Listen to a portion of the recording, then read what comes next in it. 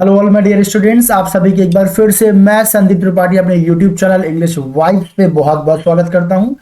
And dear students, आपके exam की preparation के सीरीज में आज हम लोग बात करेंगे chapter number 3 of your poetry section which is keeping quiet. और ये एक बहुत ही अच्छा चैप्टर है, काफी अच्छे क्वेश्चंस यहाँ पे आपके एग्जाम में देखने को मिलते हैं। वेल, आई होप आप अपने एग्जाम की बहुत अच्छे से प्रिपरेशन कर रहे होंगे और बहुत ही जल्द लगभग हमारा इंग्लिश लिटरेचर का कंप्लीट सिलेबस फिनिश हो जाएगा। वो सारे बच्चे जिन्होंने अभी तक मेरे वीडियोस को ना देखा हो, मैं बता दूं कि अप्रॉक्सीमेटली आपका सिलेबस बोर्ड एग्जाम के लिए कंप्लीटली मैं फिनिश कर चुका हूं। केवल पोएट्री सेक्शन के कुछ पोएम्स और बचे हुए हैं। उस सीरीज में आज हम लोग चैप्टर नंबर 3 कवर करेंगे। आपका राइटिंग सेक्शन कंप्लीटली कवर हो चुका है। जो बच्चे ना देखे हो, आप जाकर के प्लेलिस्ट में उन सारे वीडियोज को देख करके अपने उस टॉपिक को प्रिपेयर कर सकते हैं। प्लस जितने भी story section that all already I have completed. खैर चलिए बात कर दी इस चैप्टर की। तो कीपिंग क्वाइट, बेसिकली इस चैप्टर में पोएट पैब्लो नेरुदा किस टॉपिक पे बात करें, पहले आप ये समझ लीजिए। So basically in this chapter nothing else has been discussed specially instead of introspection. तो यहाँ पे पोएट ने किस चीज की बात की, इंट्रोस्पेक्शन की बात की है। तो एक्चुअल में इंट्रोस्पेक्शन होता क्या है? इंट्रोस्पेक्शन मतलब होता है आत्मचिंतन। यहाँ पे पोएट अपने पोएम के माध्यम से ये कहना चाहते हैं कि कुछ समय के लिए हमें रुकना चाहिए और इंट्रोस्पेक्शन करना चाहिए। अपनी भाग दौड़ की लाइफ में बहुत ज़्यादा बिजी हैं, हम क्या गलत कर रहे हैं, क्या सही कर रहे हैं, वास्तव में हमारी लाइफ का पर्पस क्या हमें पता नहीं हो रहा है, बस हम लगातार भागते हुए चले जा रहे हैं। तो उसी पे बेस्ड ये पोएट्री है। चलिए स्टार्ट करते हैं बेटा, एंड तक इस पोएम को देखिएगा क्योंकि बहुत ही बेहतरीन मैसेज भी आपको यहाँ से मिलेगा, प्लस एग्जाम पर्पस के लिए तो आपके लिए इंपॉर्टेंट है। तो पोएम स्टार्ट होता है यहाँ से कि now we will count to 12 and we will keep still. सबसे पहले पोएट यहाँ पे एक मैसेज कन्वे ये कर रहे हैं कि now we will count to 12, कि सबसे पहले तो हम क्या करेंगे, 12 तक काउंट करेंगे। And we all will keep still, फिर हम लोग क्या होंगे, बिल्कुल शांत हो जाएंगे। यहाँ पे पहला क्वेश्चन आपका यहीं से आ जाता है कि भाई ये जो पोएट हैं यहाँ पे 12 तक ही काउंट करने की बारी क्यों कर रहे हैं, कि हमें 12 तक ही काउंट करना है, कोई और नंबर क्यों नहीं ले रहे। बेटा यहाँ पे 12 वास्तव में यहाँ कुछ और नहीं है, यहाँ पे कई सारी चीजों को यहाँ पे सिंबलाइज किया गया है। सबसे पहले तो आप कह सकते सिंबलाइज यहाँ पे किया गया इस बात को कि इट इज अ टाइम। यहाँ पे किसकी बात करें, टाइम की बात करें कि मैं आपको एक टाइम दे रहा हूं, ऑल ऑफ सडन आप तुरंत मत चेंज होइए, तुरंत मत बदलिएगा।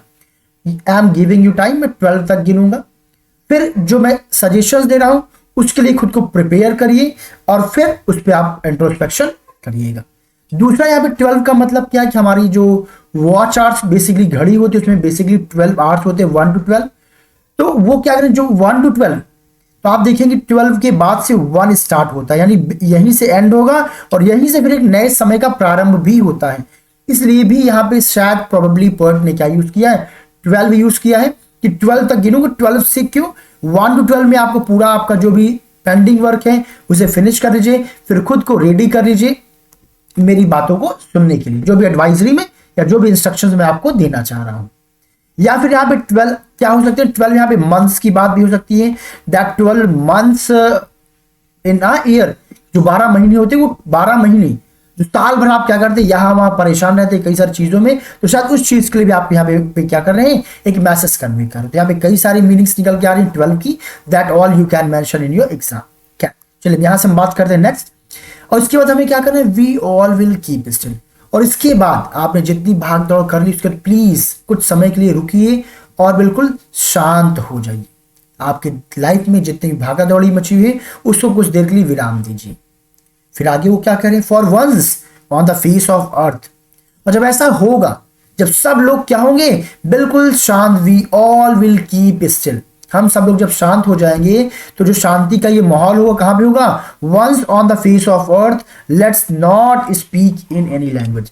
और जब हम शांत हो जाएंगे, चलो फिर क्या ना करें, किसी लैंग्वेज में, किसी भाषा में बात ना करें। तो यहाँ पे किसी भाषा में बात करने का मतलब बेटा क्या है, यहाँ किसी भी भाषा का बात करने का मतलब ये हुआ कि हम लोग के बीच में किसी भी प्रकार का डिस्क्रिमिनेशन नहीं होना चाहिए, किसी भी प्रकार से हम अपने आप को दूसरे से भिन्न ना समझें। हम ये समझे कि हम सब की भाषा एक है, वह ह्यूमनिज्म की भाषा, इंसानियत की भाषा। हम सब अलग अलग नहीं बल्कि क्या एक है। तो इसलिए यहाँ पोएट क्या करना चाह रहे हैं, let's not speak in any language, क्योंकि कई बार है हम अपनी भाषा के आधार पे हम एक अपने आप को दूसरे से भिन्न मानते हैं, अलग मानते हैं। तो यहाँ पे पोएट क्या कहना चाहते हैं कि हम सब एक हैं, एक ही प्लेटफॉर्म पे खड़े होकर के हमें इस बात पे विचार करना है। And let's stop for 1 second, चलो आओ रुकते हैं 1 सेकंड के लिए। यानी कि आप जो लगातार भागते चले जा रहे हैं लाइफ में, आप ठहर नहीं रहे हैं, आप सोच नहीं रहे हैं, इंट्रोस्पेक्शन नहीं कर रहे हैं खुद से कि क्या सही क्या गलत है, तो चलिए कुछ देर के लिए क्या करते हैं हम लोग, रुकते हैं। And not move our arm so much. अब यहां पे देखिए इसका मतलब क्या है, not move our arm so much, अपने हाथों को हम लोग ज्यादा मूव नहीं करते हैं। इसका मतलब ये हो कि कई बार अपने रोजी रोटी के लिए, लाइवलीहुड के लिए क्या करते हैं, बहुत सारा संघर्ष करते हैं, परिश्रम करते हैं, या फिर कई सारे की कामों में हम लोग इन्वॉल्व होते हैं। हमें आइडिया ही नहीं होता है कि हम लाइफ में सुकून को ढूंढने गए थे और वास्तव में सुकून को बेचकर हम सुकून की तलाश कर रहे हैं। वो सुकून कहाँ था, वो सुकून तो हमारे अंदर ही था, वो सुकून कहीं और नहीं था, वो सुकून हमारे मन में था। तो वही कह रहे हैं, जो सुकून की तलाश हम लोग क्या करें, अपने आर्म्स को बहुत ज्यादा मूव करें, यानी बहुत ज्यादा हार्डवर्क करें, बहुत ज्यादा पजल्ड है, परेशान है, तो जरा सा उस चीज को स्थिरता देते हैं, रुकते हैं और क्या करते हैं, इंट्रोस्पेक्शन करते हैं, आत्ममंथन करते हैं। और इससे पहले हम लोग नेक्स्ट पैसेज चलिए स्टूडेंट्स, इस पैसेज के जितने भी पोएटिक डिवाइसेस है अब उसकी हम लोग यहाँ पे बात कर लेते हैं। तो बेटा यहाँ पे सबसे पहले आप लोगों को कौन सा डिवाइस यूज हुआ है, यहाँ पे यूज हुआ है एलिट्रेशन। एलिट्रेशन ऑलरेडी कई बार मैं बता चुका हूं क्या होता है। जब किसी पार्टिकुलर लाइन में दो लगातार वर्ड्स कॉन्सोनेंट साउंड से उनकी बिगिनिंग हो, तब वहां पे आप एलिट्रेशन कहेंगे। जैसे कि यहां पे देखिए, we will, both the words are starting with the letter sound W, तो यहां पे क्या हो जाएगा, यहां पे आपका हो जाएगा एलिट्रेशन। सेकंड नंबर यहां पे और कौन सा डिवाइस यूज हुआ है, एंटीथेसिस यूज हुआ है। एंटीथेसिस बेटा वहां पे होता है जहां पे किसी पार्टिकुलर लाइन में दो वर्ड एक दूसरे के बिल्कुल अपोजिट हो, वहां पे एंटीथेसिस यूज होगा। जैसे कि यहां पे देखिए, एक साइड पोइट ये कह रहे हैं कि हम क्या करेंगे, काउंट करेंगे, गिनेंगे, और वहीं एक तरफ क्या करें, स्टिल शांत होने की बात कर रहे हैं। तो काउंट करेंगे ये अलग हो गया, बट स्टिल फिर शांत हो जाएंगे, ये पॉसिबल ही नहीं है। तो यहाँ पे काउंट और स्टिल यहाँ पे क्या हो जाएंगे, एंटीथेसिस हो जाएंगे। देन आफ्टर हम बात करेंगे इंजैम्बमेंट की। इंजैम्बमेंट भी यहाँ पे यूज हुआ है। इंजैम्बमेंट क्या होता है बेटा, जब किसी कोई पार्टिकुलर लाइन, पार्टिकुलर सेंटेंस एक से ज्यादा लाइन में कैरी ऑन होता है और एंड में कोई भी पंक्चुएशन मार्क अगर यूज नहीं हुआ है, तो वहां पे हम बोलेंगे कि इंजैम्बमेंट है। यहाँ पे देखिए, now we will count to 12, यहाँ पे कोई भी पंक्चुएशन मार्क नहीं लगा हुआ है और ये सेंटेंस नेक्स्ट लाइन में भी कंटिन्यू हुआ है, यहाँ पे क्या हो जाएगा, इंजैम्बमेंट हो जाएगा। देन आफ्टर यहाँ पे एनाफोरा भी यूज हुआ है। एनाफोरा क्या होता है, जब किसी पोएम में लगातार दो लाइनें सेम वर्ड से स्टार्ट हो रही होंगी, तो वहां पे एनाफोरा बोलेंगे। जैसे यहाँ पे लेट्स एंड लेट्स, देखिए दोनों जो लाइन है दोनों किससे स्टार्ट हो रहे हैं, लेट से स्टार्ट हो रहे हैं। यहाँ पे भी देखिए लेट लिखा हुआ है, यहाँ पे भी क्या है, लेट्स है। So that's why here which device has been used, anaphora. चलिए चलते हैं हम लोग अपने नेक्स्ट पैराग्राफ में। अब आगे फिर पोएट क्या कह रहे हैं, जब ऐसा होगा, जब सब लोग शांत हो जाएंगे, खुद का इंट्रोस्पेक्शन करना स्टार्ट करेंगे, आत्मचिंतन करना स्टार्ट करेंगे, तो क्या होगा, it would be an exotic. Exotic मतलब क्या होता है, बिल्कुल स्ट्रेंज, बिल्कुल अलग ही, ये बहुत ही एकदम अलग मोमेंट होगा। जैसे कि आप लोगों ने देखा कोविड के टाइम पे एकदम नया एटमॉस्फेयर आपको एक्सपीरियंस करने को मिला।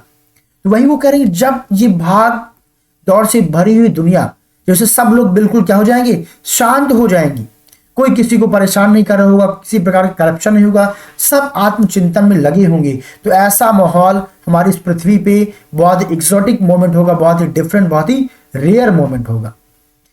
क्यों, क्योंकि यहाँ पे क्या नहीं होगा, विदाउट रश।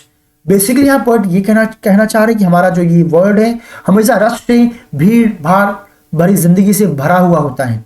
अब वो रश नहीं होगा, वो भाग दौड़ नहीं होगी, तो ये एटमॉस्फेयर बहुत एक्सोटिक होगा, बहुत ही रेयर होगा, स्ट्रेंज होगा। एंड विदाउट इंजन, सबसे बड़ी बात देखिए यहाँ पे वो कह रहे हैं कि बेसिकली जो ह्यूमन बींग्स है उनका ऑलवेज कोई ना कोई इंजन होता है, कोई ना कोई उन्हें लीड कर रहा होता है, उनका कोई ना कोई लीडर होता है जो कई बार उन्हें मिसलीड भी करते हैं, उनके लीनियंसी का, सिधाई का फायदा भी उठाते हैं, कई प्रकार के डिस्क्रिमिनेशंस को डेवलप करके। तो सबसे बड़ी बात क्या होगी, जब हम इंट्रोस्पेक्शन करने लग जाएंगे, आत्मचिंतन करने लग जाएंगे, तो उस समय हमारा कोई लीडर नहीं होगा, हमारा कोई इंजन नहीं होगा जो हमें चलाएगा, बल्कि आत्मचिंतन की बात हम स्वयं क्या करेंगे, आगे की ओर बढ़ेंगे।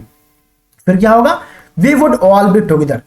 इससे क्या होगा कि हम सब लोग फिर साथ हो जाएंगे, क्योंकि ना तो भाग दौड़ बड़ी जिंदगी होगी, ना तो हमारा कोई इंजन यानी कोई लीडर होगा जो हमें मिसलीड करते हैं, जो हमारे बीच में भेदभाव जैसी चीजें पैदा करते हैं।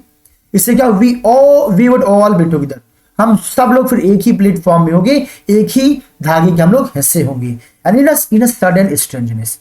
और जो स्ट्रेंज और ये जो एटमॉस्फेयर क्रिएट होगा ये बिल्कुल अलग स्ट्रेंज सा जो है एटमॉस्फेयर होगा, क्योंकि अचानक से जब सभी लोग, ये पूरी दुनिया, पूरे वर्ल्ड के लोग इंट्रोस्पेक्शन करना स्टार्ट कर देंगे, एक बहुत बड़ा अचानक से चेंज आएगा दुनिया में। और इस सडन अचानक से आए हुए स्ट्रेंजनेस के साथ हम लोग क्या होंगे, एक ही प्लेटफॉर्म पे खड़े होंगे, हम लोग एक साथ खड़े होंगे। क्यों साथ खड़े होंगे? क्योंकि उसमें रश नहीं होगा, हमारा कोई लीडर नहीं होगा और हम सब लोग एक ही विचारधारा से बंधे होंगे।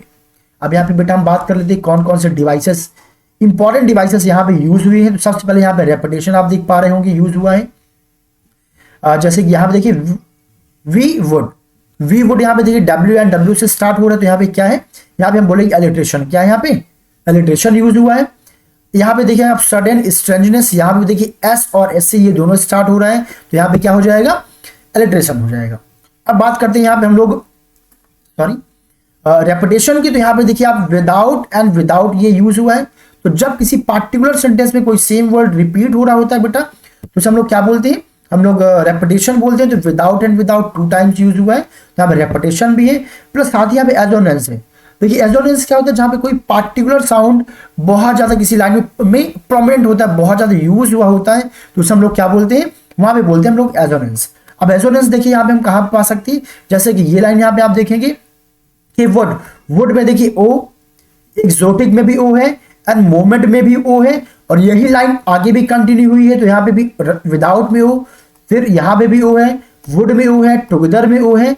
तो यानी कि यहाँ पे आप देख रहे हैं ओ साउंड बहुत ज्यादा प्रोमिनेंट है, तो यहाँ पे कौन सा डिवाइस यूज है, एसोनेंस डिवाइस भी यूज हुआ है। चलिए चलते हैं नेक्स्ट। तो अब जब वो स्ट्रेंजनेस आएगी, सब लोग इंट्रोस्पेक्शन में लग जाएंगे। इंट्रोस्पेक्शन के पहले क्या था, सब लोग अपने अपने काम में बिजी थे। कोई ऐसा वर्क कर रहा है जो हमारे नेचर के लिए ठीक नहीं है, कोई वर्क ऐसा कर रहा है जो ह्यूमनिज्म के लिए नहीं सही है, कई सारे आप गलत काम कर रहे होते हैं, बट आपको उसका एहसास नहीं होता है, क्योंकि आप अपने इस जीवन में भाग रहे होते हैं, बस आपको एक ही चीज दिखाई देता है, पैसा। बट एट द एंड उसका रिजल्ट क्या है, आपके जो कर्मास हैं वो अच्छे हैं कि नहीं है, आप उस पर बिल्कुल भी ध्यान नहीं देते हैं। बट जब इंट्रोस्पेक्शन करेंगे, कुछ देर के लिए रुकेंगे, अपने काम के बारे में सोचेंगे, तो क्या होगा। जो फिशरमैन है in the cold sea would not harm whales. जो फिशरमैन जो समुद्रों में क्या करते हैं, जो वेल्स, जो फिशेस को हार्म करते हैं, उनको नुकसान पहुंचाते हैं, अब वो उनको नुकसान नहीं पहुंचाएंगे। अब देखिए ये तो एक इसका डायरेक्टली मीनिंग हो गया, लिटरल मीनिंग हो गया, बट इसका सिंबॉलिक मीनिंग भी है। यहाँ पे फिशरमैन का मतलब क्या है, वो लोग जो कहीं ना कहीं से किसी न किसी का शोषण करते हैं, वो चाहे प्रकृति का हो, फिर एनिमल्स का हो, या फिर ह्यूमन बींग्स का हो, या किसी न किसी प्रकार के करप्शन में जो लोग इन्वॉल्व हैं। जब वो इंट्रोस्पेक्शन करेंगे तो क्या कोल्ड सी ये जो दुनिया है, ये संसार है, यहाँ पे वो नहीं क्या करेंगे, वो हार्म नहीं पहुंचाएंगे, नुकसान नहीं पहुंचेंगे। वेल्स मतलब इस दुनिया के प्राणी, इस दुनिया में एग्जिस्ट करने वाले जो लोग हैं। यहाँ वेल्स का मतलब केवल फिशेस की बात नहीं हो रही है, यहाँ पे फिशरमैन का मतलब क्या है, वो सारे लोग जो कहीं ना कहीं से किसी न किसी प्रकार से करप्शन में या किसी दूसरे का शोषण करने में इन्वॉल्व है, उन सभी के लिए यहाँ पे वर्ड यूज हुआ है। और कोल्ड सी का मतलब क्या हुआ, इस दुनिया की बात हो रही है। और वेल्स का मतलब इस दुनिया में रहने वाले जितने भी क्रिएचर्स हैं, जितने भी लिविंग बींग्स हैं, जितने भी इस नेचर के पार्ट है, उन सभी की बात की जा रही है।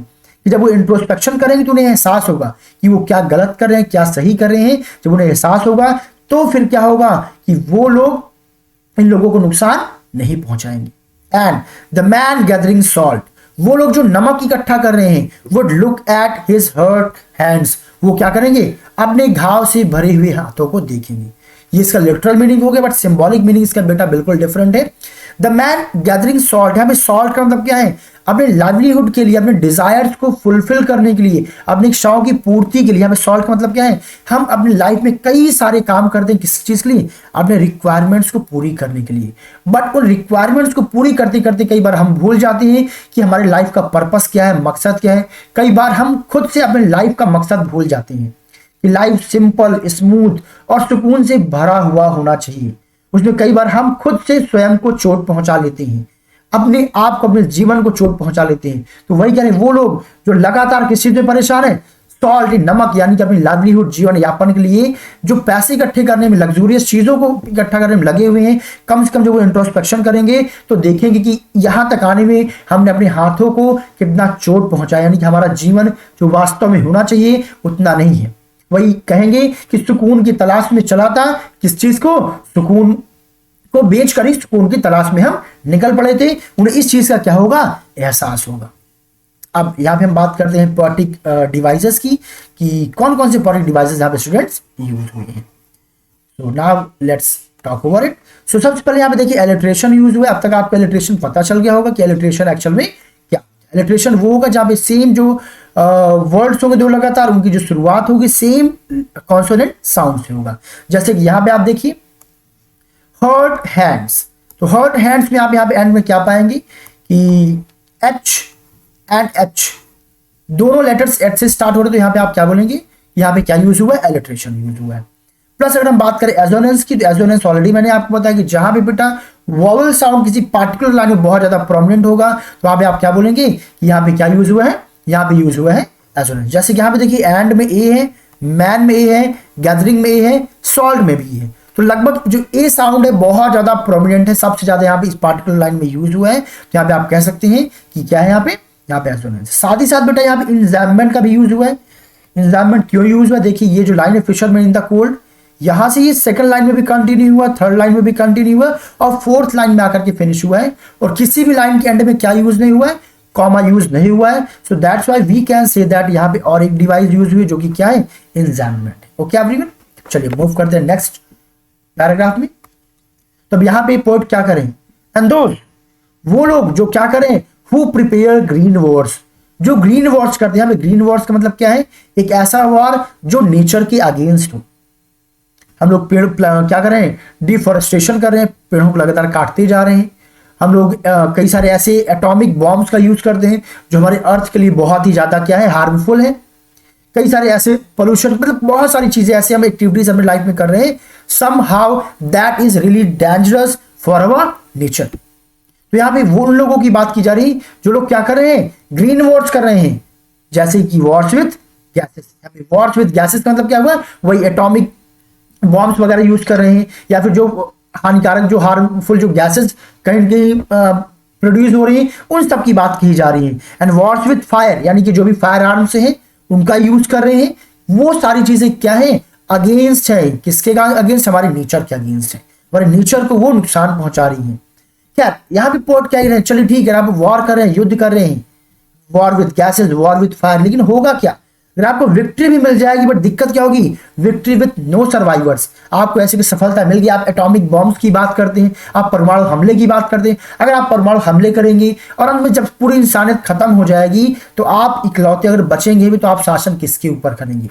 तो यहाँ पोर्ट कहना क्या चाहते हैं, आप इंट्रोस्पेक्शन करिए और इस बात पे विचार करिए कि अगर आप जो ये वार्स कर रहे हैं, युद्ध कर रहे हैं, युद्ध के बाद अगर एंड में आप जीत भी गए तो जीत का क्या मतलब होगा, जब वहां पे कोई सर्वाइवर बचेगा नहीं, कोई जीवित बचेगा ही नहीं। तो वो अब यहाँ पे अगली लाइन में सजेस्ट कर रहे हैं, देखिए यहाँ पे दो लाइन पे वो इंट्रोस्पेक्शन करवा रहे हैं। इस लाइन में क्या कह रहे हैं कि would put on clean clothes, आप लोग क्या करिए, साफ सुथरे कपड़े पहन लीजिए। यानी कि जो भी आप करप्शन कर रहे थे, जिन भी चीजों में इन्वॉल्व थे, जो कहीं की मदर नेचर की अगेंस्ट थी, वो करने से कोई भी बेनिफिट नहीं है। अब आप क्या करिए, would put on clean clothes, आप लोग प्लीज कृपया अपने साफ सुथरे कपड़े पहनिए और क्या करिए, and walk about with their brothers, और चलिए लाइफ में बढ़िए आगे, किसके साथ, अपने भाइयों के साथ, क्योंकि कोई आपका दूसरा नहीं, कोई आपका एनिमी यहाँ पे नहीं है। साफ सुथरे कपड़े पहनिए और आराम से सुकून के साथ इस जीवन को आपको स्पेंड करना, किसके साथ, अपने भाइयों के साथ। यानी किसी भी प्रकार का डिस्क्रिमिनेशन आपस में, किसी भी प्रकार का भेदभाव आपस में नहीं होना चाहिए। And in the shade doing nothing, और वो शेड है, कैसा शेड, यहाँ पे शेड का मतलब क्या है, यूनिटी, वो जो एकता की जो शेड आप बनाएंगे, उस शेड में आप कैसे रहेंगे, डूइंग नथिंग, बिना कुछ किए। अच्छा यहाँ पे जरा ध्यान दीजिएगा, आगे खैर अभी पोएट्री में पोएट खुद क्लियर करेंगे, बट यहाँ बेटा मैं बता दूं, यहाँ पे डूइंग नथिंग का ये मतलब नहीं कि पोएट आपको कह रहे हैं कि आप कुछ मत करिए। यहाँ पे डूइंग नथिंग का मतलब ये कि ऐसा वर्क ना करिए जो कहीं ना कहीं किसी न किसी को नुकसान पहुंचाए, चाहे वो मदर नेचर हो, चाहे वो ह्यूमनिज्म हो, किसी भी प्रकार से किसी को नुकसान पहुंचाए। आप क्या करें, इन द शेड, जो ह्यूमनिज्म रूपी जो शेड है, छाया है, या फिर जो यूनिटी रूपी जो पावर है, आप उसमें रहिए, उस छाए में रहिए। एंड डूइंग नथिंग, यानी आपस में ना तो कोई लड़ाई करिए, ना तो किसी प्रकार का आपके अंदर द्वेष भावना होनी चाहिए, ना तो कोई आप ऐसी एक्टिविटी करिए जो कहीं से किसी भी प्रकार से किसी के लिए भी क्या हो, नुकसानदायक हो, चाहे वो नेचर हो, चाहे वो ह्यूमनिज्म हो, चाहे वो किसी प्रकार के क्रिएचर ही क्यों ना हो। Now let's talk about important devices which have been used here in this paragraph. तो फर्स्ट ऑफ ऑल यहाँ पे क्या यूज हुआ है, रेपिटेशन यूज हुआ है। रेपिटेशन का मतलब क्या हो जाएगा, यहाँ पे सेम वर्ड्स का दो बार किसी पार्टिकुलर लाइन में यूज होना। यहाँ पे आप देखिए वार्स एंड वर्ड्स, यहाँ पे ये टू वर्ड्स लगातार एक पार्टिकुलर सेंटेंस में यूज हुए हैं, तो आप कह सकते हैं यहाँ पे क्या यूज हुआ है, यहाँ पे यूज हुआ है रेपिटेशन। अब आगे चलते हैं। देन आफ्टर यहाँ पे और क्या यूज हुआ है, यहाँ पे एलिट्रेशन भी यूज हुआ है। एलिट्रेशन मतलब ऑलरेडी मैं आपको बता चुका है, कोई ऐसा लाइन जहां पे सेम वर्ड्स क्या यूज हुआ है, 2 टाइम्स यूज हुआ हो, तो वहां पे आप क्या बोलेंगे, एलिट्रेशन बोलेंगे। जैसे आप देख लेते हैं green words and words with, यहाँ पे आपका रेपिटेशन भी हो जाएगा। सॉरी, एलिट्रेशन की बात कर रहे थे, तो एलिट्रेशन यहाँ पे आपका हो जाएगा, देखिए कहाँ पे, क्लीन क्लोथ्स। क्लीन क्लोथ्स में देखिए यहाँ पे ये भी सी से स्टार्ट हो रहा है और ये भी किससे स्टार्ट हो रहा है, सी से स्टार्ट हो रहा है, तो यहाँ पे क्या हो जाएगा, एलिट्रेशन भी हो जाएगा। एजोनेंस की बात करते हैं। एजोनेंस यहाँ पे आप देखेंगे तो यहाँ पे वॉर में W है, गैस में भी ए है, वॉर में ए, गैस में ए एंड वॉर्स में भी ए है। इन तीनों में आप देखेंगे जो ए साउंड है बहुत ज्यादा प्रोमिनेंट, तो यहाँ पे आप कह सकते हैं कि यहाँ पे क्या यूज हुआ है, यहाँ पे यूज हुआ है एजोनेंस। या कोई और आपको ऐसा वर्ड, जैसे यहाँ पे देखिए ये लाइन में यहाँ पे ई साउंड है, प्रिपेयर में भी ई है और ग्रीन में भी ई है। इस लाइन में भी आपको देखने को मिल रहा है कि ई साउंड बहुत ज्यादा प्रोमिनेंट है। किसी पार्टिकुलर लाइन में कहीं पे भी कोई वॉवल साउंड अगर बहुत ज्यादा रिपीट हो रहा है, प्रोमिनेंट है, तो वहां पे आप बोलेंगे कौन सा डिवाइस यूज हुआ है, एजोनेंस यूज हुआ है। प्लस यहाँ पे बेटा सिंबलिज्म भी यूज हुआ है। सिंबलिज्म क्या होता है, जब कोई मैसेज आपको कन्वे किया जाता है, देखिए यहाँ पे है ना, those people who prepare green words, words with gas, words with fires, victory with no survivors, यहाँ पे एक आपको सिंबलाइज मैसेज कन्वे किया जा रहा है कि आप लोग क्या करिए, आप साफ सुथरे कपड़े पहनिए, करप्शन इन सब इन्वॉल्व मत होइए, और एक भाईचारे के साथ आप क्या करिए, अपनी लाइफ को सर्वाइव करिए बिना किसी प्रकार की आपस में डिस्क्रिमिनेशन मन में रखे हुए। तो एक मैसेज यहाँ पे दिया जाए, तो यहाँ पे आप बोलेंगे कि सिंबलिज्म भी है। बट यहाँ पे जो फर्स्ट 3 डिवाइसेस है ये आपके एग्जाम पर्पस के लिए ज्यादा इंपॉर्टेंट है। Now let's move to our next passage, stanza 5। Now आगे वो क्या कह रहे हैं, देखिए what I want should not be confuse. जब आप लोगों से वो कह रहे हैं, अभी पीछे देखो उन्होंने यूज किया था ना कि टोटल इनएक्टिविटी की बात हुई, देखिए यहाँ पे इस पैराग्राफ में कि डूइंग नथिंग, कि आपको कुछ भी नहीं करना है। तो डूइंग नथिंग का मतलब क्या है कि ये आपसे ये नहीं करें कि आप लेजी बन जाइए, आप कुछ काम ही ना करिए। यहाँ पे वही वो कह रहे हैं कि what I want should not be confuse, please जो मैं कहना चाह रहा हूं प्लीज उसमें आप लोग कंफ्यूज मत होइएगा। किससे, विद टोटल इनएक्टिविटी। मैं ये नहीं चाह रहा हूं कि आप बिल्कुल इनएक्टिव हो जाइए, कोई काम ना करिए। यहाँ पे डूइंग नथिंग का मतलब क्या था कि आप आपस में किसी प्रकार की फाइटिंग या कोई भी ऐसा एक्ट मत करिए जिससे किसी भी प्रकार से किसी भी व्यक्ति का, किसी भी पार्टिकल का जो इस नेचर में एग्जिस्ट कर रहा है उसका नुकसान हो। Life is what it is about, वो कह रहे हैं जो जीवन है वो तो वही है। I want no truck with death, जो मृत्यु है वो सच है। मैं किसी प्रकार से मेरी डील नहीं किसी साथ, डेथ के साथ। मैं मृत्यु से मेरा कोई भी वास्ता नहीं भाई, वो बिटर ट्रुथ है, वो सबको ही यानी है। मेरे किसी प्रकार से मृत्यु के बारे में कोई बात नहीं कह रही हूँ। क्या जैसे मृत्यु होता है बिल्कुल आदमी इनएक्टिव हो जाता है, तो मैं ये नहीं चाह रही हूँ, मैं नहीं चाह रहा हूँ कि आप बिल्कुल इनएक्टिव हो जाइए। नाउ इस पैराग्राफ में क्या क्या डिवाइसेस यूज हुए हैं वो भी यहाँ पे हम लोग देख लेते हैं। तो सबसे पहले यहाँ पे भी क्या यूज हुआ बेटा, रेपिटेशन यूज हुआ है। तो रेपिटेशन आप समझ गए, रेपिटेशन वही बोलेंगे जब पार्टिकुलर वर्ड क्या हो, 2 टाइम यूज हो किसी पार्टिकुलर सेंटेंस में। तो यहाँ पाएंगे इज एंड इज, देखिए 2 टाइम्स यूज हुआ है, तो सिंपली यहाँ पे क्या हो जाएगा, यहाँ पे हो जाएगा आपका रेपिटेशन प्लस इंजैम्बलमेंट भी है। देखिए same sentence could not be, ये दूसरे लाइन में भी कंटिन्यू हुआ है और तीसरे लाइन में भी कंटिन्यू हुआ है बिना किसी पंक्चुएशन मार्क। ये लाइन फर्स्ट, सेकेंड, थर्ड 3 लाइनों में कंटिन्यू हुआ है, किसी भी लाइन के एंड में पंक्चुएशन मार्क नहीं यूज हुआ है, क्योंकि एंड में फुल स्टॉप यूज हुआ है। तो यहाँ पे क्या बोलेंगे, इंजैम्बलमेंट बोलेंगे। ओके एवरीवन, चलिए नेक्स्ट लाइन में हम लोग चलते हैं पैराग्राफ में। अब यहाँ पे देखते हैं, यहाँ पे क्या करें, if we are not so single minded. और अंत में वो कह भी रहे हैं कि अगर हम लोग बहुत सिंगल माइंडेड मतलब कंजर्वेटिव ना होना, रूढ़िवादिता के साथ नहीं एक ही थॉट को दिमाग में बैठा लिया और उसी विचारधारा से चलना है। तो अगर हम क्या नहीं, अगर हम कंजर्वेटिव नहीं, अगर हम रूढ़िवादी नहीं है, तो क्या करेंगे, about keeping our life moving. क्योंकि कुछ लोग का क्या मानना है कि अरे भाई लाइफ है, जीवन है, सुकून से चलने दो, हमें किसी प्रकार की डिस्टर्बेंस नहीं चाहिए, हम अपने पथ से अलग नहीं होंगे। जो विचारधारा दिमाग में आ गई, बस आए हैं, जन्म लिया है, मृत्यु होगी, इसके बीच में हमें चलते रहना है, नहीं।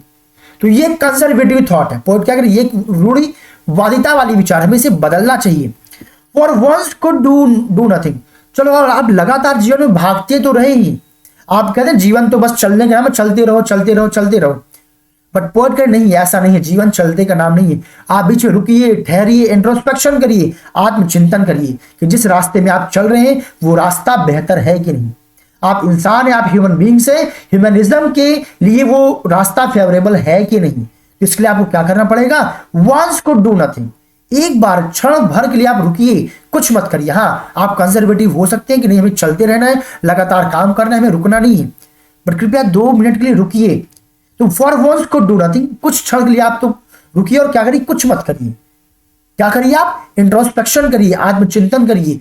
क्यों, क्योंकि जो जीवन में लोग चल पड़े हैं वो जीवन जो टेंशन से, परेशानियों से, जलसी से, हैट्रेड से, नफरत से भरी हुई है, उसको हमें रोकना है। उसके लिए इंट्रोस्पेक्शन बहुत जरूरी है। और जब आप इंट्रोस्पेक्शन करने लग जाएंगे तब आपको उस चीज का एहसास होगा, एक अलग ही शांति दुनिया में छाएगी। तो क्या होगा, perhaps a huge silence might interrupt this sadness. अब सैडनेस यहां पे क्या है, सैडनेस जो इंसान जो लगातार जीवन की भाग दौड़ में परेशान है, उसी को यहां पे सैडनेस से कंपेयर किया गया है कि उसे बिल्कुल भी एहसास नहीं कि वास्तव में वो उसकी समस्या क्या है। उसे लगता है मुझे सुकून चाहिए, सुकून उसी के अंदर था, उसी के पास था, बस वो क्या नहीं कर सका, इंट्रोस्पेक्शन नहीं कर सका। अब वो कैसे पॉसिबल होगा, अब एक लय में, एक धारा में वो चल पड़ा है। अगर वो एक बार रुके और काउंट करना शुरू करे, इंट्रोस्पेक्शन करना शुरू करेगा, तो शायद पोएट कह रहे कि जो ह्यूज साइलेंस, ये जो सन्नाटा होगा ना, ये क्या कर सकता है, इंटरप्ट कर देगा। ये जो सैड, उदासीनता से भरी हुई जो लाइफ है, शायद उसको बीच में इंटरप्ट कर दे। तो सैडनेस चली जा रही थी एक ही धारा में, बट इंटरप्ट होने की वजह से पोएट ये उम्मीद कर रहे हैं कि शायद इसे एक नई ऊर्जा हमको मिले, ह्यूमन बींग्स को मिले। और जो किसकी धारा चल रही थी, सैडनेस की धारा चल रही थी, सैडनेस से फुल था, डिप्रेशन, टेंशन से लोगों की लाइफ फुल थी।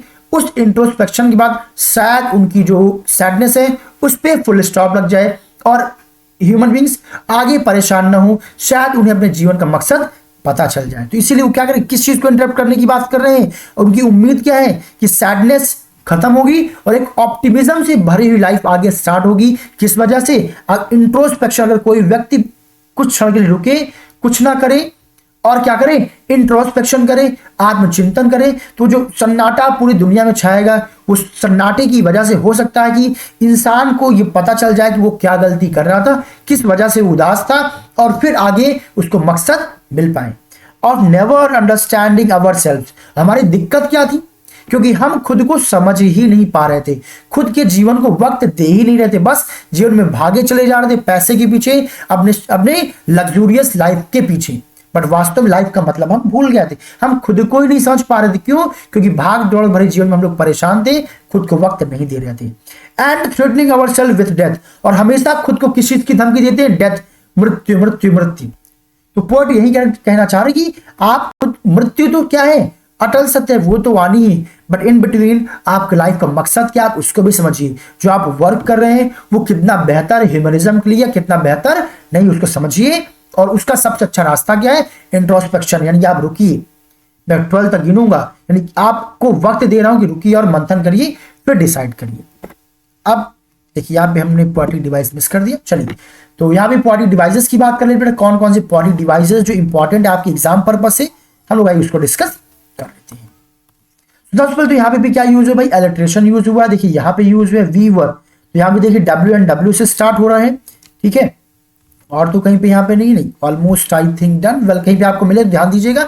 ऐसे दो लगातार वर्ड जो सेम कॉन्सोनेंट साउंड से स्टार्ट हो रहे हैं, वहां पे आप क्या बोलेंगे, यहाँ पे क्या यूज हुआ, यहाँ पे यूज हुआ है एलिट्रेशन। इंजैम्पमेंट भी यहाँ पे यूज हुआ है। इंजैम्पमेंट क्या है, जब एक कंप्लीट सेंटेंस एक से ज्यादा लाइनों में कंटिन्यू हुआ बिना किसी पंक्चुएशन मार्क के। तो ये देखिए पहला सेंटेंस माइंडेड, फिर यहाँ पे भी आए, अब यहाँ पे देखिए कॉमा लग गया है। तो बेसिकली यहाँ पे क्या यूज है, इंजैम्पमेंट यूज हुआ है। यहाँ पे भी देखिए परहैप्स, माइट, सैडनेस, ये पूरा सेंटेंस एंड में आकर के यहाँ पे फिनिश हुआ है।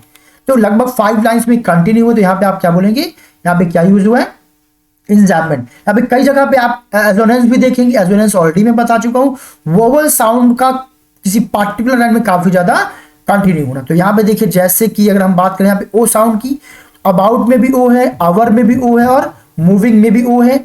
यही लाइन आगे कंटिन्यू हुई है। फॉर में ओ है, वंस में ओ है, कुड में ओ है, डू में ओ है, नथिंग में भी ओ है।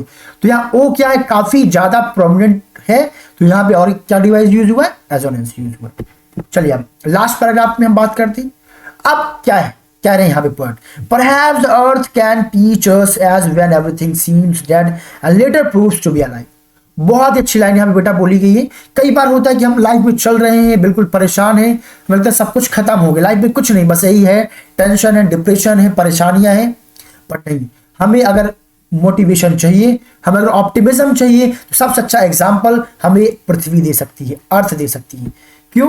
क्योंकि perhaps the earth can teach अस, ये पृथ्वी हमें सिखा सकती है क्या, वैन मीन्स जब, एवरीथिंग सीम्स डेड, लगता है जब सब कुछ लगभग कैसा लगे कि खत्म सा हो गया है, तब आपको लगता है बाद में, later proves to be alive, बाद में आपको क्या लगता है, अरे नहीं ये तो अभी जीवित है, इसमें जान है। जैसे कि आप लोगों ने कई सारे सीड्स देखे होंगे, बीज, बेसिकली वो बीज क्या होता है, उसमें कोई जान नहीं होती, लेकिन उसी को जब आप मिट्टी में डाल देते हैं, पृथ्वी में डाल देते हैं, उसी से एक नया पौधा पैदा हो जाता है।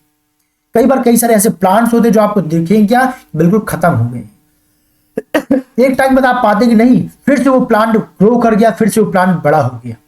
तो यहाँ पे वही कह रहे हैं कि ये पृथ्वी हमें सिखा सकती है, ये नेचर हमें सिखा सकती है कि कोई भी चीज जो डेड हो गई है, अगर उसके अंदर उम्मीद है, लड़ने की क्षमता है, फिर से जीवित रहना चाहता है, तो बिल्कुल वो जीवित हो सकता है। बस क्या होना चाहिए, वो ऑप्टिमिज्म उसके अंदर होना चाहिए। आप फिर से खड़े होंगे, लड़ेंगे और जीतेंगे। आप हार बस आपको मानना नहीं है, क्योंकि कई बार होता है कि वो फिर पृथ्वी में वो चीजें आपको अलाइव दिखती है जो कई बार आपको लगता है कि नहीं ये तो मर चुका है। Now I will count up to 12, मैं फिर से क्या करूंगा, 12 तक काउंट करूंगा। यानी ये मैसेज आपको कन्वे कर रहे हैं, सारी मीनिंग बता रहे हैं। फिर से क्या करें, मैं 12 तक गिनूंगा, यानी कि मैं आपको मौका दे रहा हूं। साल के 12 महीने, दिन का वो जो 12 घंटा, वो 12 पे सुई जाने के बाद फिर से वो शुरू होती है 0 से। तो जहां से आप शुरुआत कर सकते हैं, या 12 मतलब एक टाइम में दे रहा हूं, एक मौका दे रहा हूं कि आप इंट्रोस्पेक्शन करिए। और अब देखिए सेम लाइन यहाँ पे कंटिन्यू जो सबसे पहले स्टार्ट हुई थी, बस यहाँ पे वो क्या कर रहे हैं, यू, पहले वहां पे वी यूज हुआ था, अब करें मैंने तो मैसेज दे दिया आपको, अब क्या करें, यू कीप क्वाइट, अब आपको शांत रहना है। एंड आई विल गो, मैं चलता हूं, मुझे जाना है, मेरा जो काम था मैंने कर दिया है, अब आप लोगों को शांत होना है और इंट्रोस्पेक्शन करना है। और जब तक आप इंट्रोस्पेक्शन नहीं करेंगे, आपको आपके जीवन का मकसद नहीं मिलेगा। अब यहां बेटा हम बात कर लेते हैं पॉरी डिवाइसेस की। तो सिंपली फर्स्ट ऑफ ऑल यहाँ पे क्या यूज हुआ है, एजोनेंस यूज हुआ है। एजोनेंस देखिए यहाँ पे क्या यूज हुआ है, परहैप्स में भी ई मिलेगा, दा में ई मिलेगा, अर्थ में भी ई मिलेगा, टीच में भी ई मिलेगा। और ये लाइंस आगे भी कंटिन्यू हुई, तो आप देखेंगे व्हेन, एवरी में 2 टाइम्स यूज है, सीम्स में भी 2 टाइम यूज है, और डेड में भी ई यूज है। यही लाइन आगे कंटिन्यू हुई, लेटर में भी ई है, प्रूफ्स में भी ई है, बी में ई है, और अलाइव में ई है।